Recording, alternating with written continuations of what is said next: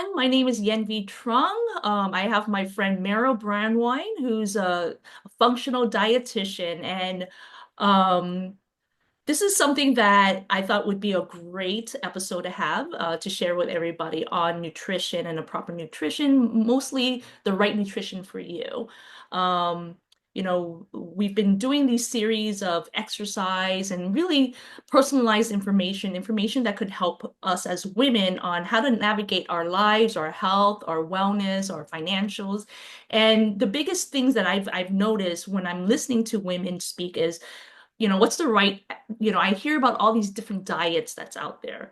I hear, I'm going through perimenopause. I'm going through menopause. My body is not the same. I'm gaining all this weight. I don't know what to do. I don't know what to eat. And so we're so confused. We're in this, what we call a worry well system now, right? That we're very healthy. There's a lot of information, but then what's the right information? Is it personalized for us, or is it, do we follow the next guru that writes a book? And so one of the key things that I've been in longevity for quite a while now, and that's how I met Meryl. I've worked with some of the top longevity doctors, what we call anti-aging back then, they call, or metabolic or lifestyle, but now it's longevity. It all depends on where the money goes and invest in in that sector, right? But during my period, I was always impressed with Meryl. And the reason why is Meryl is very open-minded. She looks at the science and research, but she's very functional. And she looks at lab work. And that's how we met, was while I was in the lab industry, right? And so the fact of the matter is, when you find a dietitian or nutritionist that looks at your genomics, looks at your blood work, as opposed to just giving you a one-size-fit-all, food pyramid, now that person's working alongside you and is your partner in health, right? And I was always impressed with that with Meryl. And so Meryl and I, we every time I build a company, I call Meryl and like, hey, I'm doing this, right? And so she's always open to looking at the science and research of the things that I'm doing, which always impressed me as well. And so I'm really happy to have Meryl here to really dive deep into, one is genomics, and personalized nutrition, and how to think about it, because it's not a one size fit all. And what should we think about when we're, one, looking for a dietitian or a nutritionist to work with, and even working with a healthcare clinician, right? And then next week we're doing a part two on GLP-1. We're finding that this quote unquote new miracle type drugs, right? I call it an anti-consuming drug now, or anti-consumption drug, right? And how to think about it, how to match it up with the right nutrition if you have to be on it, for example, right nutrition before, after, etc. And so we'll have that next week for anyone who wants to learn about that. And you may have friends and people, family members that's on it, and just having that knowledge and that awareness is really key. And so how we're going to set this up, like many of the other webinars, is that we start off with a 20-minute presentation from Meryl, and she'll give you some structured information on what to know about your nutrition and your functional health. And then we'll go into a Q&A discussion between Meryl and I, where I have a list of questions that I think a lot of us have asked, but haven't had the opportunity to ask a professional like Meryl, right? And then at the end, 15, 20 minutes, please ask questions in the Q&A. And then Meryl, you have the opportunity to ask Meryl any, questions that I didn't ask, that you've been like dying to know about, maybe nutrition and diet and food for yourself as well. And I've dropped the link in the chat, and also if you would like to speak with Meryl, she has a 15-minute consultation where, just to correct me, Meryl, the link is also a webinar as well, right? No, well, there were two links. I think I Oh, sent you the other one of the links from last week was the 15-minute. okay. So if I need to resend that. So I think the one that I just sent you that you might have put in was the webinar. We have Okay, just perfect. done a root cause reboot webinar.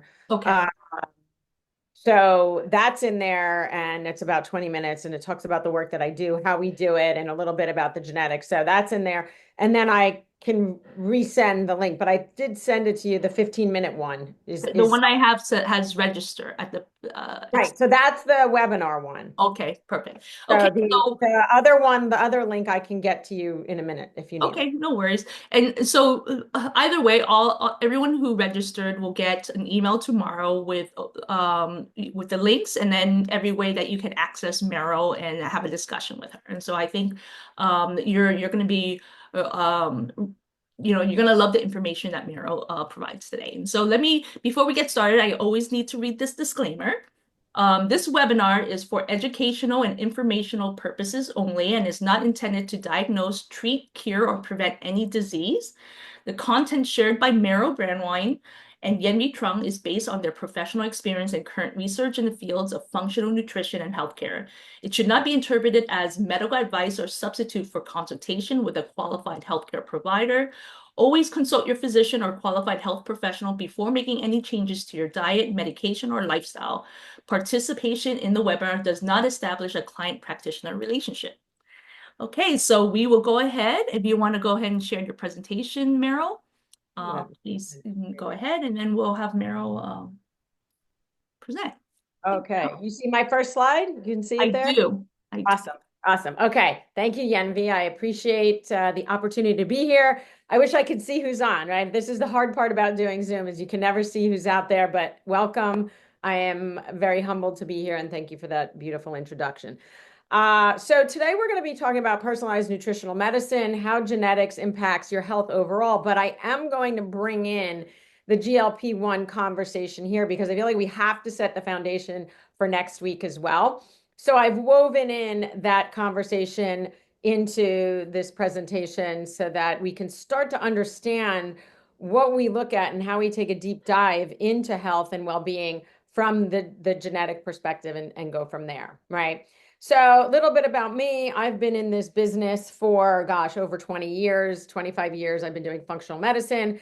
My journey started, I want to be brief because we have 20 minutes, but my journey started with my own health crisis. I was diagnosed with Hodgkin's lymphoma 6 weeks after the birth of my third child.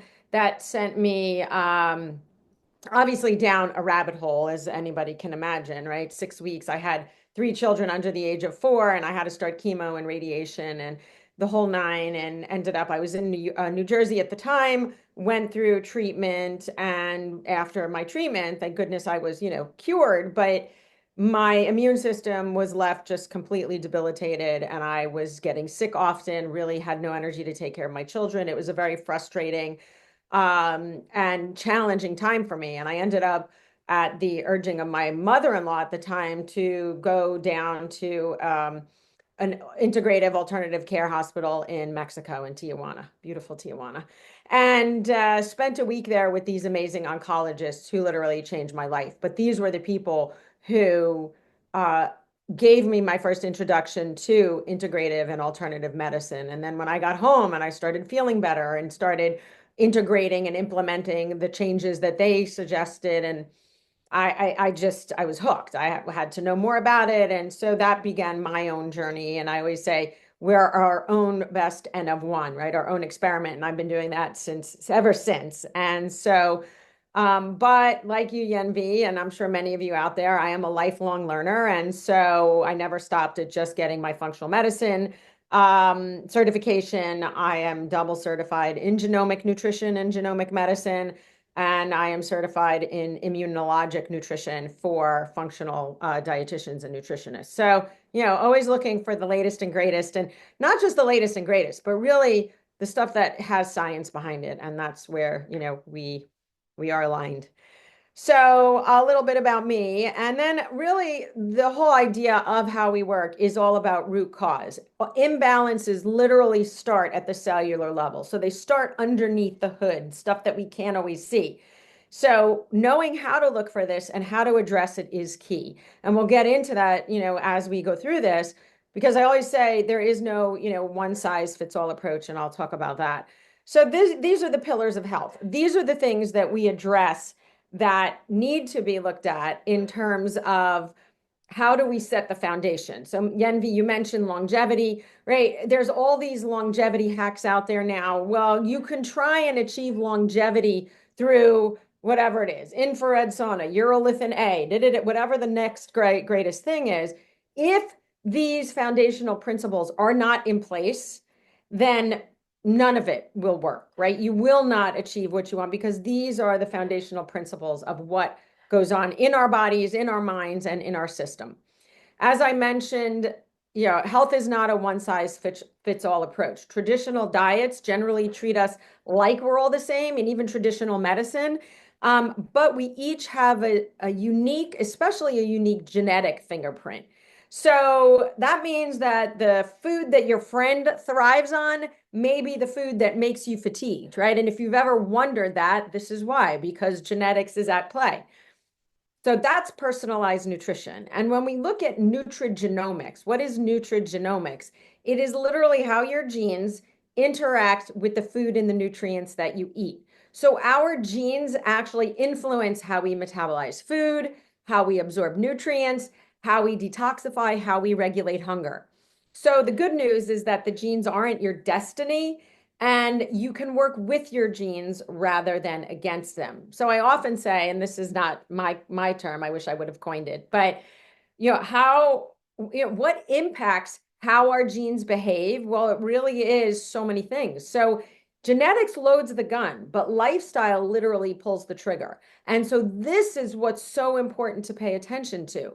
And something called epigenetics, which is a fancy way of saying how the environment impacts your genes, right? So we've got how food impacts your genes, and we have environment. Food is part of that, but literally everything that we come into contact with affects how our genes are expressed, what plays out in our bodies. So genetics is actually a small part of the story. Genes only account for 20 to 30% of what's actually getting expressed. We all think like, oh, my family member had heart disease, or my family member went into early menopause, or my family member has the BRCA gene. I am destined to get ABC. And what I want to tell you is that you are not, right? You may have that trigger, but what is the tipping point that will have your body either express that particular condition or not?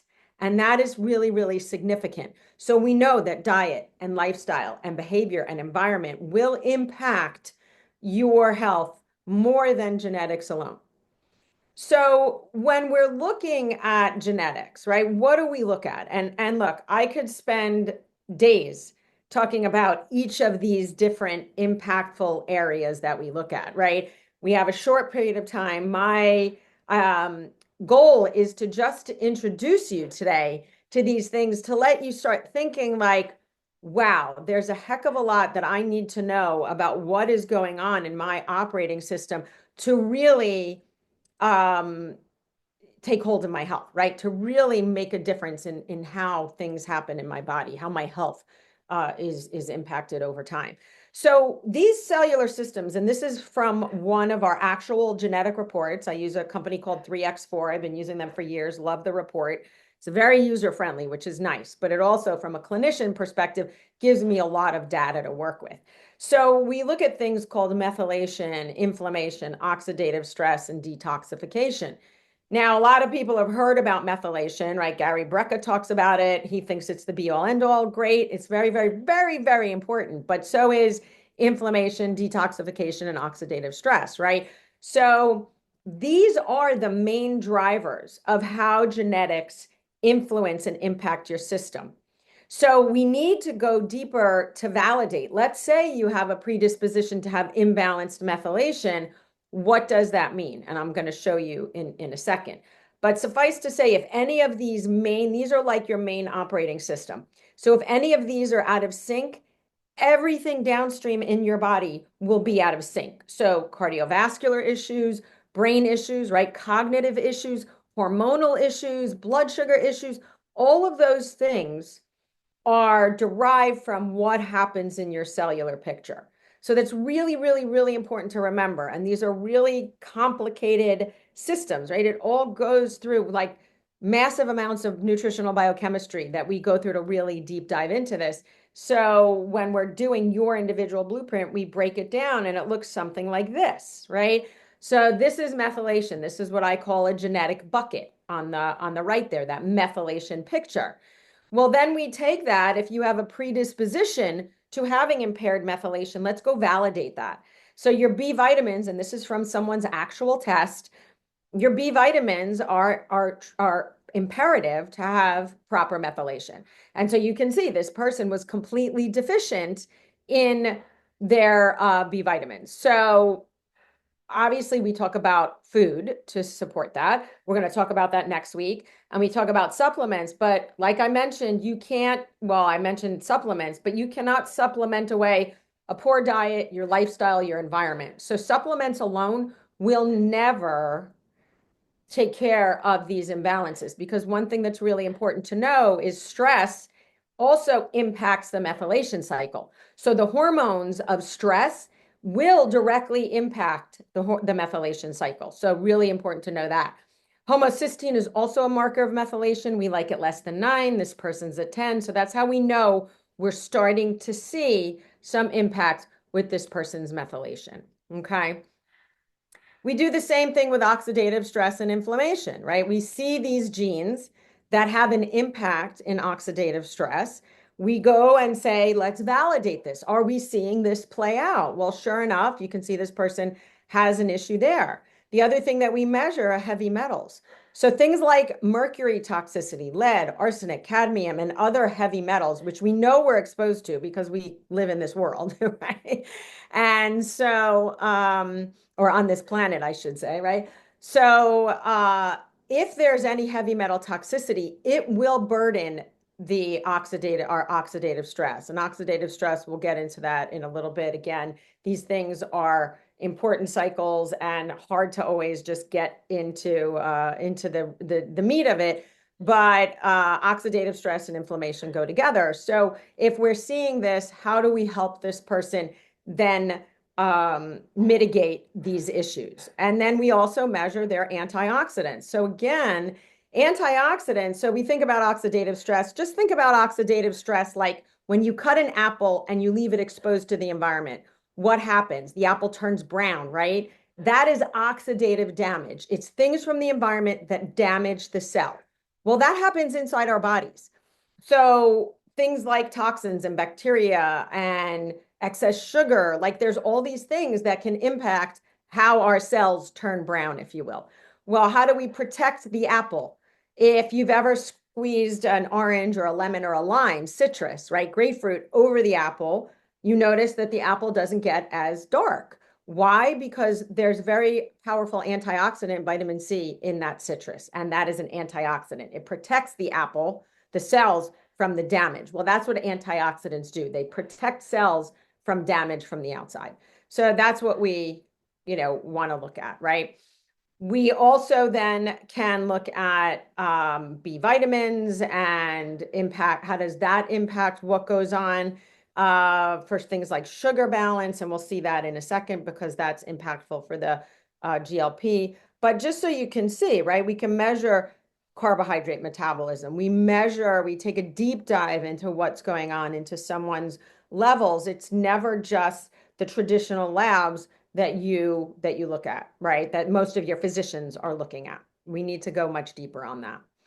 So these genetic buckets, what's so important about them, especially when we're looking at in the GLP-1 arena, right? Well, we know that we have certain genes that are specific to metabolism and appetite and satiety and detoxification. So if we look at metabolism, it's how efficiently you burn calories, use calories for energy, how you regulate glucose, right? Appetite and satiety, it's the hunger signals in the body. So it's the hunger and the fullness, and those have a genetic correlation, as does detoxification, is how well is your body eliminating toxins, right, from the body. So if any of these buckets have a glitch in them because of your genetics, these are the symptoms that can show up. They can show up as fatigue. You can have poor sleep. You can have cravings, right? So it's never, we think very linearly oftentimes, like, oh, I'm having poor sleep because I'm not sleeping well. Well, that's part of it, but is there a genetic impact and link to that? And we know we see this with the GLP-1 medications, right? So what are the GLP-1, where are the tie-in to the genetics, right? Well, so GLP-1 medications are hormones that regulate blood sugar, satiety, and our insulin. And so it's three mechanisms of actions. Actually, now there's also GIP, which influences the receptors. We won't get into that today, but suffice to say, there are now other medications coming online that have other mechanisms of action that impact this whole system, right? And so why is this meaningful? Because we know that we have gene variants. Some people have gene variants that affect how these GLP-1s work in the body. Those two genes that you see on the side there are two of many that we look at. So, what happens if there's a misstep in these genes? It modifies the response of these medications. So maybe you know people who are on them who aren't feeling full so easily or aren't responding, right? Maybe we're seeing people who have higher blood sugar spikes rather than lower blood sugar spikes. And then, of course, it can impact the weight loss. So you really, now we can take a whole different view of how do we engage with these, medications. The other genes that show up that we want to look at, we talked about methylation, MTHFR. FTO is a big gene that is associated with hunger and how your body stores fat. ApoE influences cholesterol and saturated fat, but it also influences cognitive health and inflammation. It's a big driver of inflammation. And TCF7L2 is specifically related to type 2 diabetes, insulin sensitivity, and can impact our blood sugar levels, right? So when we're looking, again, this is your unique, let's call it gene bucket for how do we use glucose, insulin, carbohydrates, right? If you have gene variants that blunt the GLP-1 effect, you're not going to feel as full so easily. You're going to have higher blood sugar spikes and you are going to struggle with weight. And so this is why some people respond very well and some people don't. And so when you know this, you then know how to help someone. Okay. So the other thing that we want to look at, I didn't put it up at the top because remember, detoxification was included with methylation and oxidative stress and inflammation. I put detox in here because we know there's certain genes that are affected by the GLP-1s that impact how your body detoxifies, right? So your body has to detoxify literally everything you eat, drink, and breathe. And your liver is the primary organ that does that, but your kidneys, your lungs, obviously your GI tract, right? When you're pooping out toxins. And so again, your skin, your lungs, your GI system, liver, and kidneys. So you've got a lot of systems that are working to get rid of all of that garbage, right? It is a very, very complex process, and due to modern exposure. So think about ultra processed foods, pollution, medication, stress. These systems become overburdened. And if you have an already impacted genetic issue, they become even worse, right? And so your ability to clear these toxins may be impacted, and that will impact your development of certain chronic diseases over time. So I know Yenvy and I were talking before we started a little bit about perimenopause and menopause, and everybody's like, oh my God, I need to be on hormones.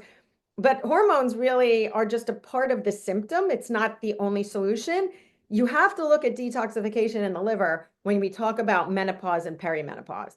And because oftentimes people come into perimenopause with some kind of liver dysregulation or detoxification issue, and that drives a lot of the symptoms. Okay. Again, a conversation that we can have, like I literally can talk about each of these topics for a day. Okay. So supporting these pathways through targeted nutrition and lifestyle can make a big impact in your long-term health.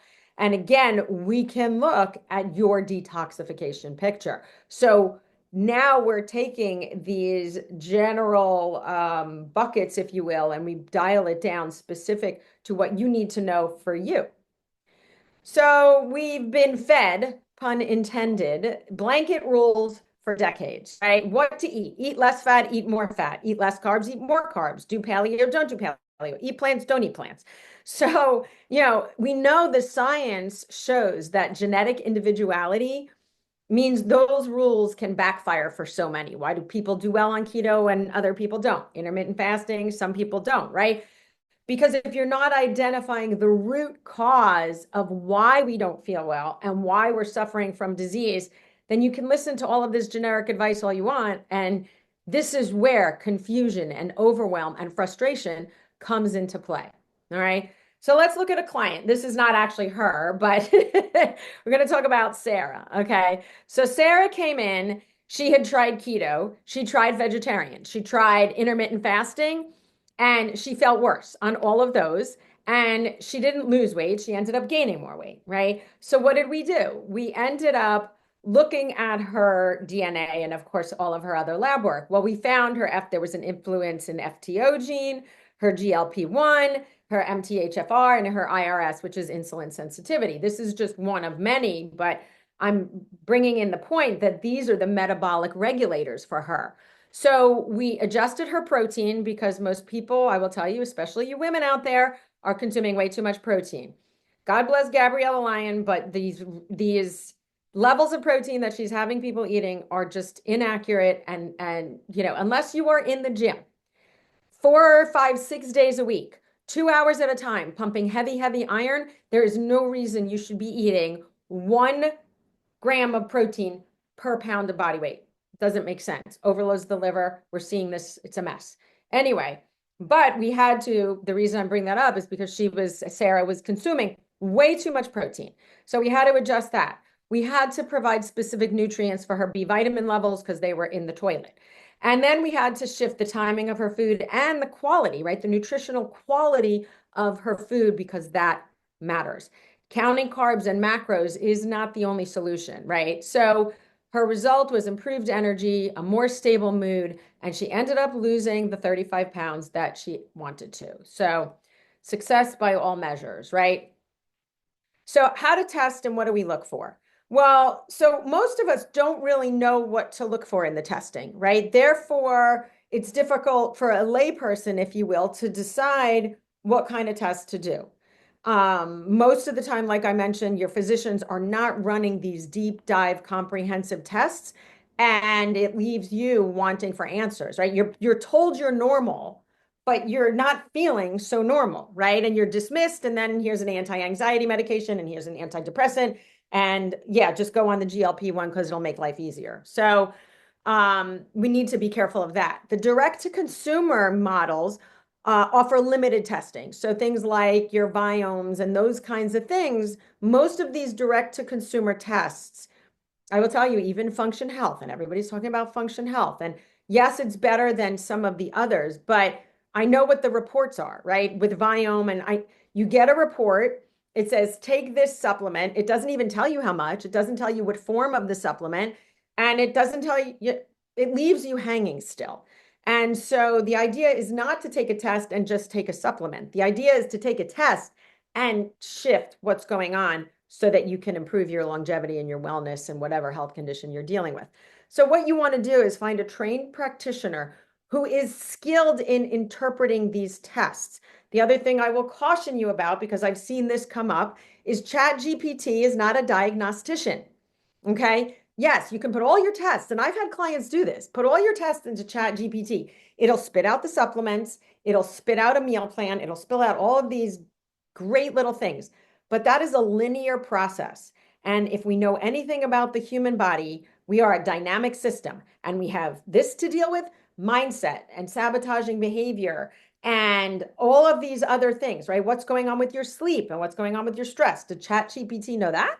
And so if you don't have someone who's organizing this and running quarterback for you to organize your health in a way that's meaningful, you'll still be confused and you'll still be lost and frustrated. So you need to be careful. So what do, right? Well, you want to make sure, and again, we're going to go through this in the next week's session, but eating a nutritionally supportive diet. So it's not about counting macros, as I mentioned. You want to time your meals with your circadian rhythm, and we get into that when we do the testing. Prioritize nutrients for the genes that come up for you, because the flags that come up for you are certainly not going to come up for someone else. support your pathways that we've talked about, support those pathways through food, and making sure that we're constantly reevaluating these things because again, the balance in these systems is going to be tremendously important. Okay. Um, so genes set the stage, but again, lifestyle really pulls the strings here. So when you're looking at your GLP-1, right, the medications may help, but creating a strong, resilient foundation is super important here. And this is really what we want to be paying attention to is where am I at with all of this? Because that's the key here. Um, and it's all about balance, right? How do we find balance in our lives? I didn't put up the slide that talks about community and that talks about purpose and happiness, right? Happiness, community, purpose is, I will tell you, the number one predictor of longevity. So you can have all these other things, but if you don't have a sense of purpose and happiness and joy in your life, then chances are you're not going to live all that long. So you got to make sure you bring that into your life. And here's all of my socials. Here's how you can find me. I have a podcast. Hopefully, I didn't run through that too quickly. I want to be mindful of our time.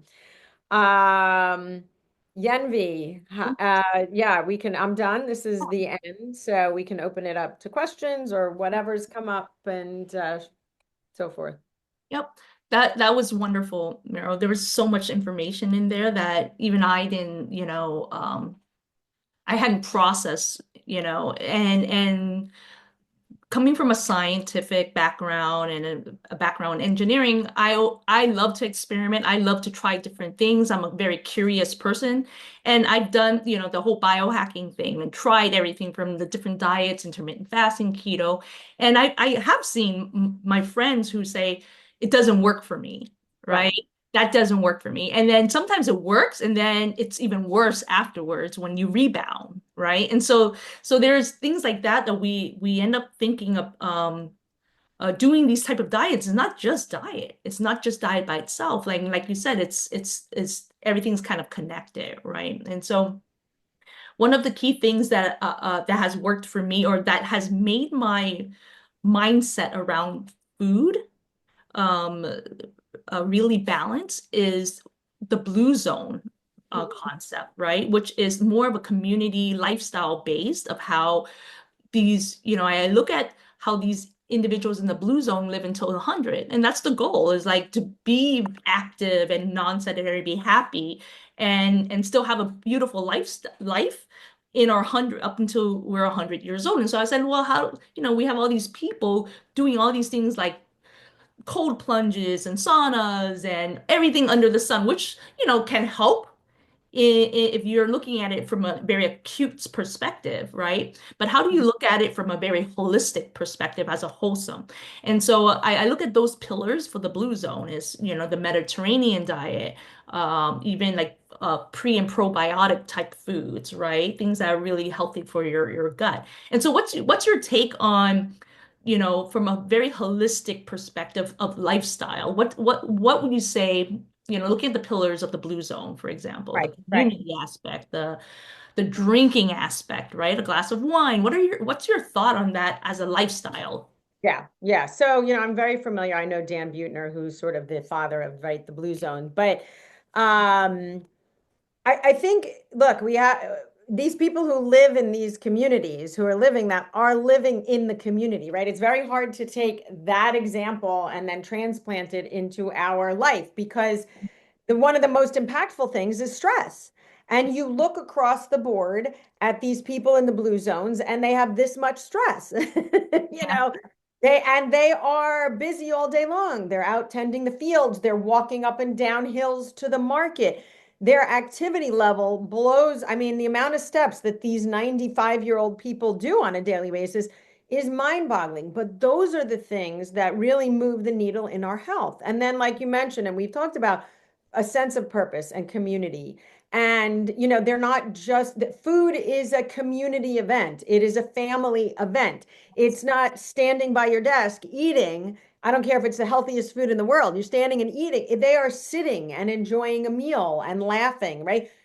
that is the essence of what the blue zones are. You cannot just cookie cutter and pick and choose, cut and paste a lifestyle and say, here's the food that you're going to eat so Right. that you can live to 100. If you can't take that entire thing, right? So I think we have to be very careful with looking at that, because diet is tremendously important. Look, people say, well, these people drink. Well, most of these people drink this much, right? They're not drinking glassfuls of wine. They're not coming home from work, from the long day in the fields, and sitting down to 2 glasses of wine, right? They're sitting down to a very, very small amount of wine. Most of it was made wherever they live Mhm. and has all of these good bacteria and probiotics, right? They're fermented in the way that they've done them for hundreds of years.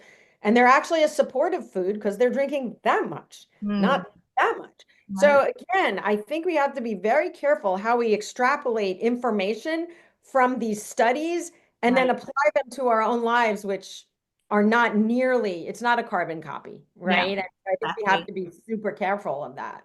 It's like urbanizing the blue zone in a way, right? We're That I don't know, great. Have a walking city, awesome, right? But again, if you're stressed to the bejesus, it that's doesn't work. right. It doesn't work. That plays to the oxidative stress, right? That you said. It's like our stress levels are so high and we're damaging that stress is causing more inflammation, right? And damaging our cells, and so our cells aren't Adrenaline, yeah. optimal. Yeah. Yeah, adrenaline, which is what comes from stress and cortisol, right? But adrenaline is literally toxic to our livers, to our brain. Like too much adrenaline will literally burn out the nerves in your brain. Right. That's what happens. And so it is very, very caustic. You think of it like an acid. You want acid all over your system, like that's what's happening. Yeah.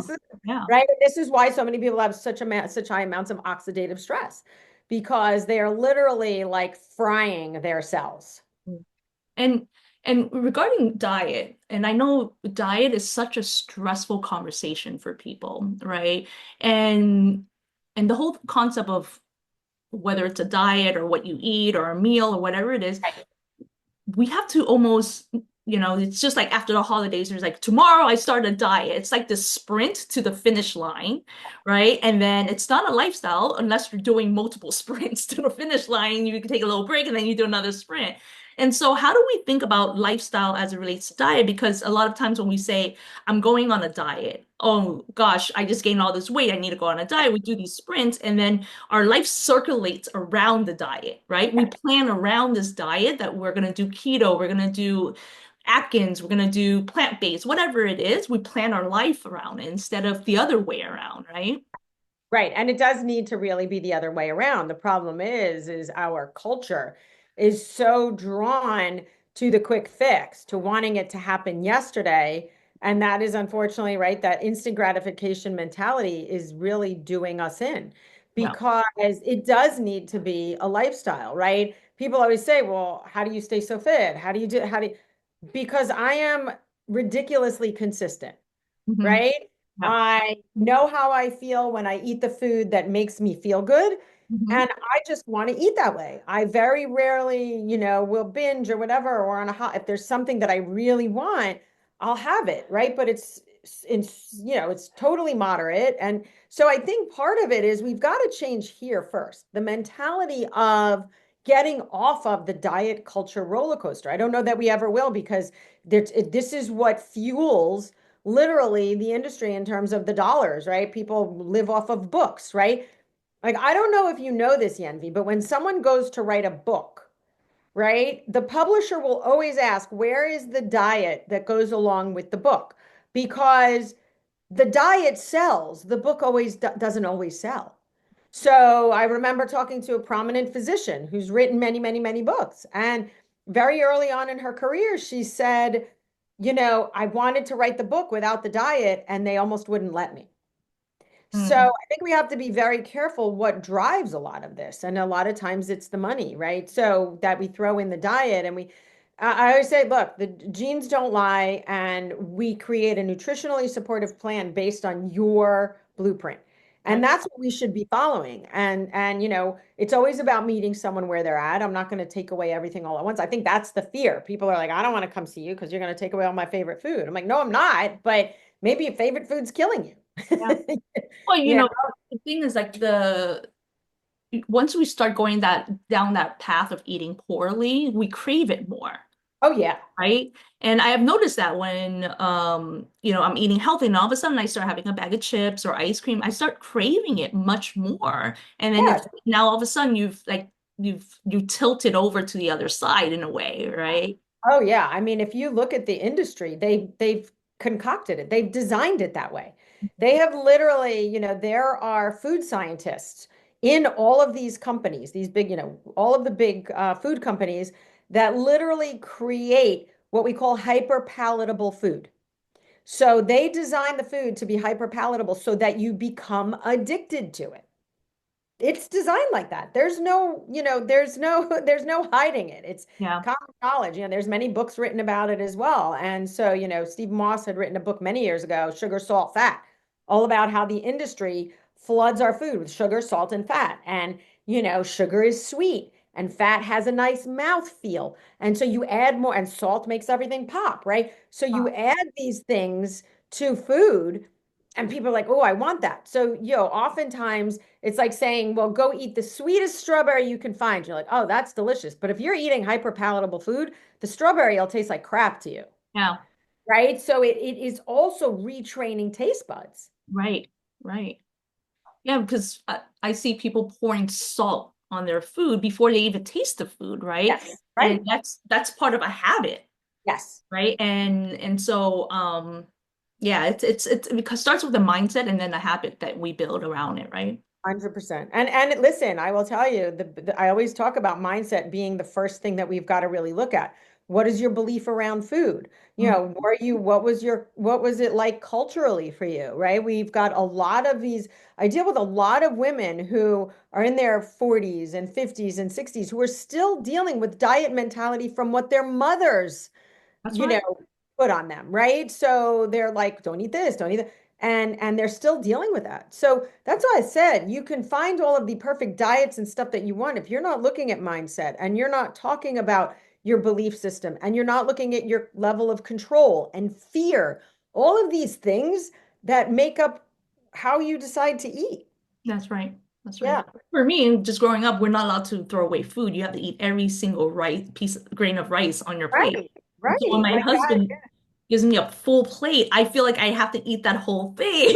And so I do. Right. Tell them to give you a half a cup. Tell them to I give you tell him to, but he and his mom shows love by feeding you too, like a lot of a. food. So Yep, there's yep. that dynamic, but that's It is. that's for Yeah. another day. Yeah, exactly. I mean, there's a whole cultural dynamic and mental, emotional dynamic around all of that, right? Yes. There's a lot to unpack. Yes. So there's this term, right? Says when people say I'm big bone, right? And so and you and Yeah, it's funny because you and I had this conversation about our base weight. right. And so what's your thought around our weight and what's the right weight for us and the base weight, like how, how do we naturally get to that weight? And how should we think because we look at supermodels and that's why these GLP-1s because everybody wants to look like a supermodel even though the way you look and the weight that's a healthy weight, but people want to look like movie stars and whatnot, right? And so how do we want to think about weight as it relates to what's the right weight for us? Yeah, I mean, look, that's a loaded question no matter how you slice it, right? Mhm. There's and this the weight conundrum is ongoing always, right? But I think it really comes back to how do you feel in your own skin, right? I don't get people on a scale. I don't because weight is literally how much space, how much mass you take up on this planet. That's what it is. Whose whose decision is it to make that, there's a right weight? Like those height weight chart tables were decided by the insurance industry, probably a man, right? Yeah. And Okay, so we use BMI. Maybe it's a little bit better of a measure, right? Waist hip ratio and so forth and so on. But again, it's still not perfect. Wow. And so, because it doesn't account for a lot of muscle, if you've got a lot of muscle, which we know weighs more than fat. And so, the weight conversation is a much more nuanced conversation. I think it has to go back to because I know people who are very overweight technically, but who are very healthy, right? Their labs, their everything about them shows that they are in optimal health. They're just carrying a little more weight, fat, right? Or muscle could be. So I think it really we have to look at how much muscle to fat ratio is there, right? Because you always want more muscle than fat, but it also goes with how do I feel in my own skin and can I move easily and does it hurt when I bend down and stand up and right? So I think it really becomes more about function than it does a number on the scale. And if we could just get rid of those numbers, it would make life so much better for Right, certain people. And but the problem is we're going in the wrong direction as a society. There's more overweight, obese people than ever before, and that number is only predicted to go up because of our lifestyles. right, So I think it's really hard to just say, to answer your question about weight or that I'm big boned. Okay, so maybe some people, yes, you can have a bone structure that's bigger, hmm, which means you can probably carry more weight than someone who's got a smaller bone structure, but that number doesn't get measured on a scale. That number gets measured with, how do I feel in my clothes? Do I look in the mirror and like what I see? Do I feel good in my body? Right? That we should never allow the number on the scale to dictate our sense of happiness and purpose.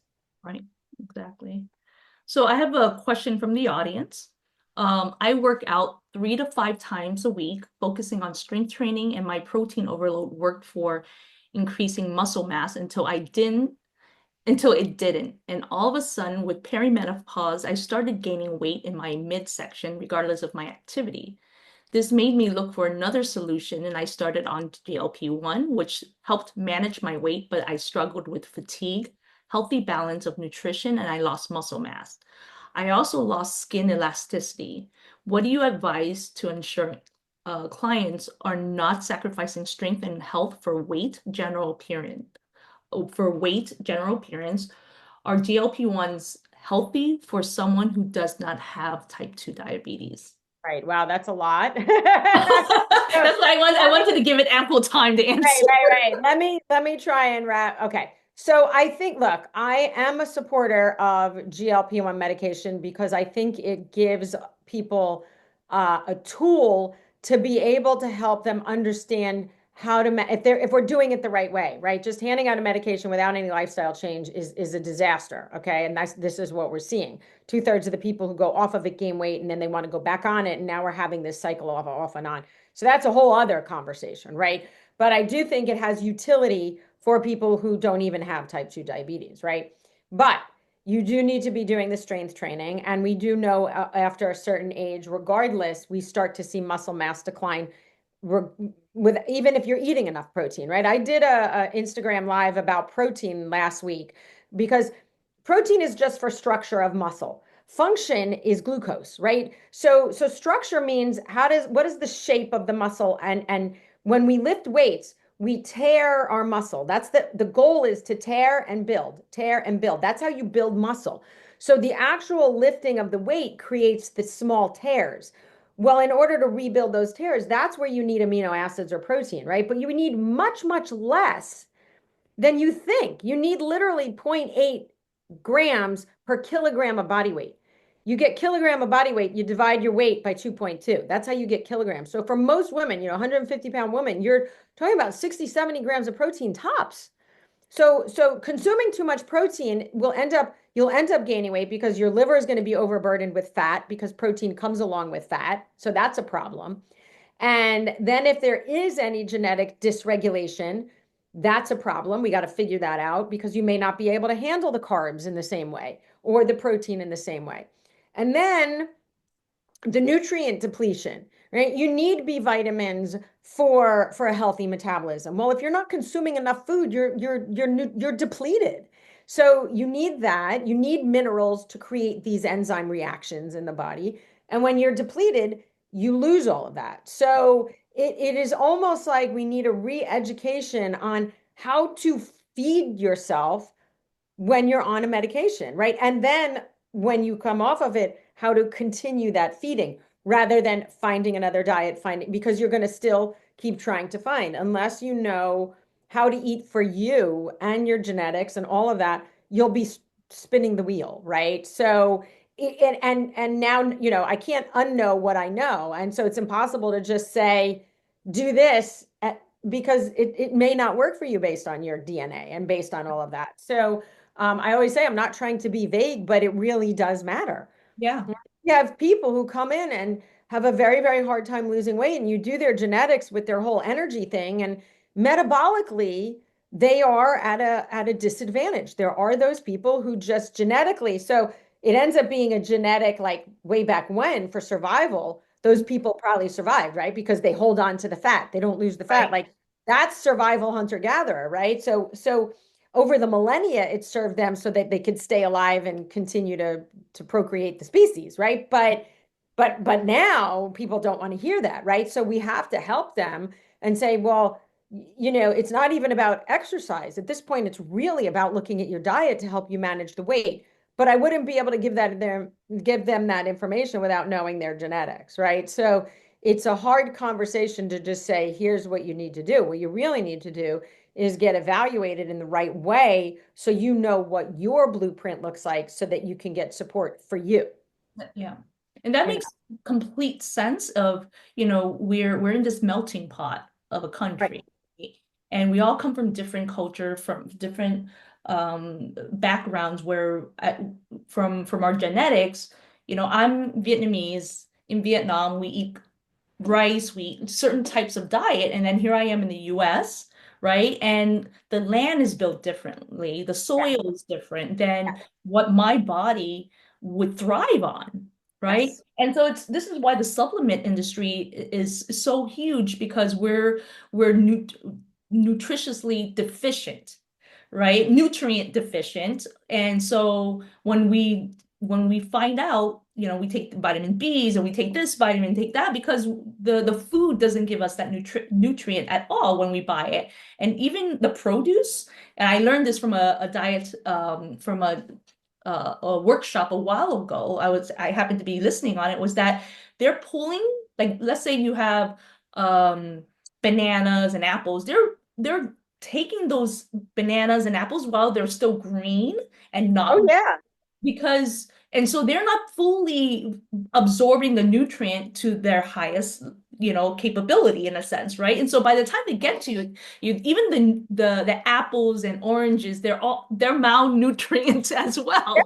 Yeah, They're they're deficient, deficient. 100%. They're deficient as well, right? I mean, and you think about how long are they kept in storage, and then the vitamins start to deteriorate, right? They go through oxidative stress. So Right. it's yeah, our food supply stinks, and it is a real conundrum. And this is why, people go to other countries where you're eating fresh food, and they Yes. actually lose weight by eating more food because they're eating food that's nutritionally dense.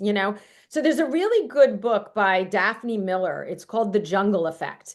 Okay. And it's old book. It's an old book, but she talks about when you take people out of their cultural, their environment, their cultural environment, and you bring them to the U.S. or they move outside of where they're raised, right, ancestrally, and then they start eating that culture's diet. They end up gaining weight and getting sick. And that if you go back to giving more of the foods that from where you came from, they actually do better. Yeah. And so, for all these people who are transplanted, right, whether you're Vietnam, wherever you're from, you may want to think about going back to your traditional sort of diet in a way that, that makes it healthy, right? So I'm not saying if you're, some of the South American where it's all fried, right? We don't want to be eating the fried stuff.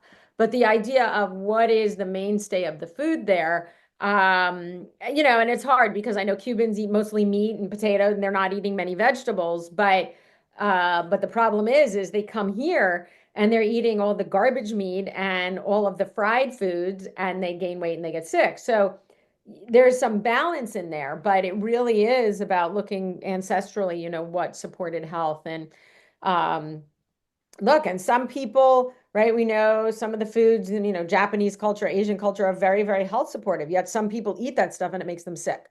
Right. So, or people who are practicing Ayurvedic medicine. Well, not everybody can eat those herbs and spices, right? The cumins, the coriander, the turmeric, and feel well. So it really, you have to look at the nuances of ancestrally where people are from too. And that plays into the epigenomics Yes. aspect of it, right? And how deep do you look into the epigenomics? Like if we were just looking at genetic base itself, like Right. I mean, look, you can look at epigenetic, the thing is, there's all these, right? There's fancy tests out there. I mean, but you really can't ever wrap your head around epigenetics in the way because you don't live in a controlled lifestyle, in a controlled life, right? So you want to pay attention to those things. right, Um, but but to the fact to the amount that you can control them, we don't have control of what is released into the environment, right? We don't, so that's a hard one. So I think that's where doing, mitigating it. How do you kind of do damage control?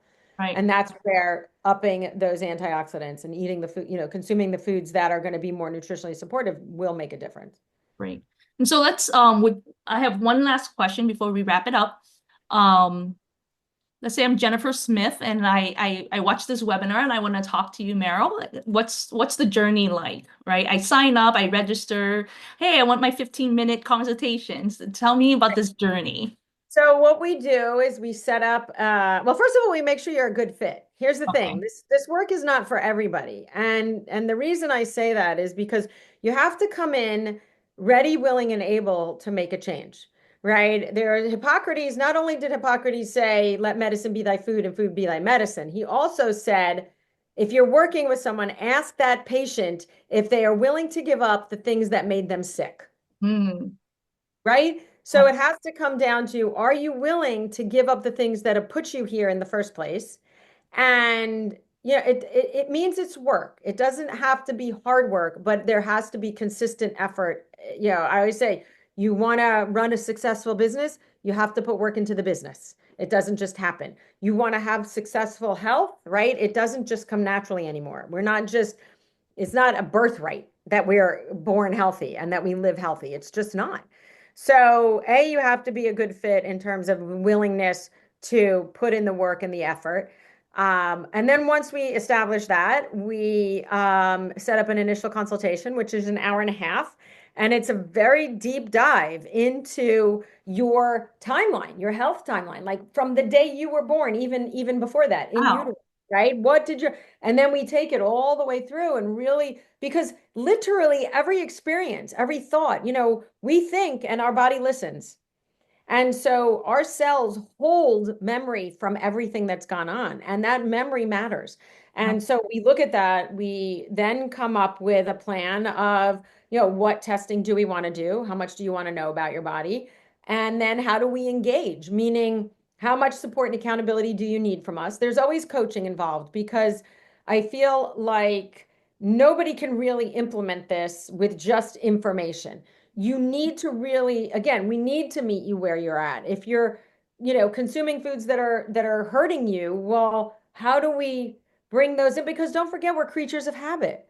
And our food is that, we're habituated around food. So this is why people are like, I don't want to come to you because they're afraid. So part of it is you have to let go of the fear.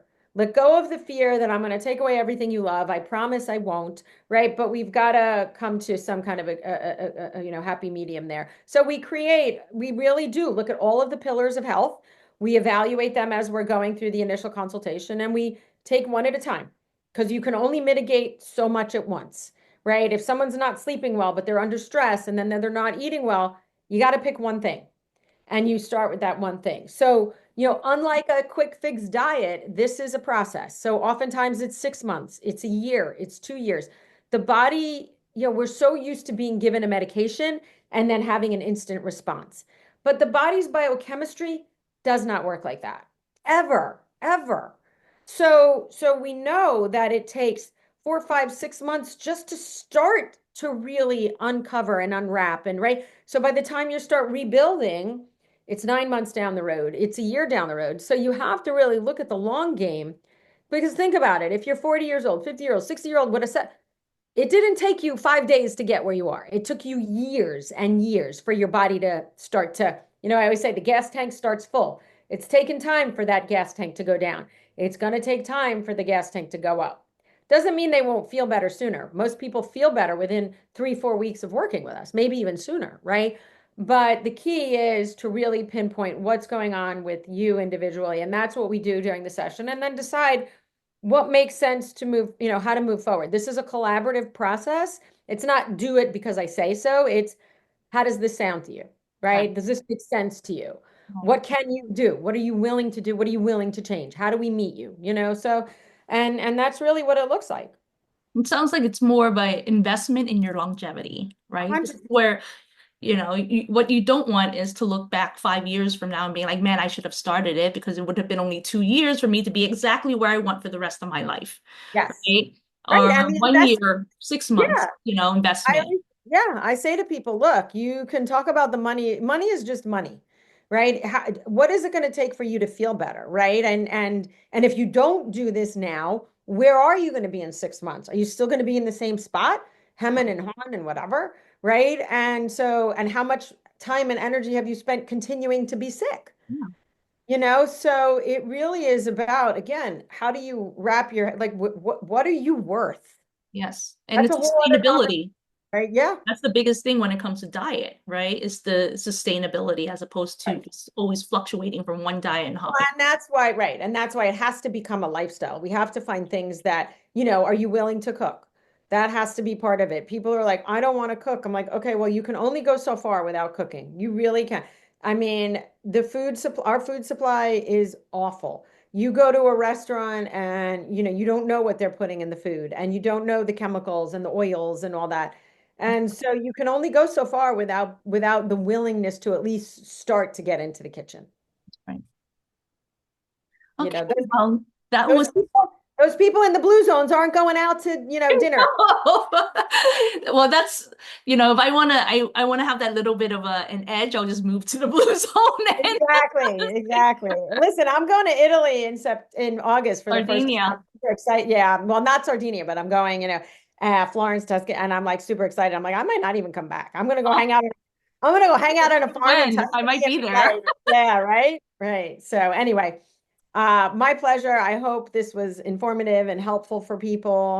Wonderful. And next week we'll dive into a little bit more specifics and talk a little bit more about the genetics of that. And yeah, Yeah, wonderful. Thank you so much. I think this was, a lot of great information for people to walk away with and actually understand things that they didn't know existed in regards to what you should think about when it comes to diet. And it's not just quote unquote diet, it's lifestyle and yeah, sustainability, right? So thank you so much for being here. Thank you for the presentation. This was wonderful. Everyone, we're going to send out a link tomorrow with all the information. This is also on our YouTube channel, so you can have access to Meryl's information on the YouTube channel. That will be up tomorrow. So thank you so much, Meryl. Everybody's giving you hearts and claps and everything. So that's wonderful. And then remember, we're gonna dive deeper into GLP-1s next week on our second part of this conversation. Thanks, everyone. Have a great day. Thank you, Meryl. thanks. Have a great day.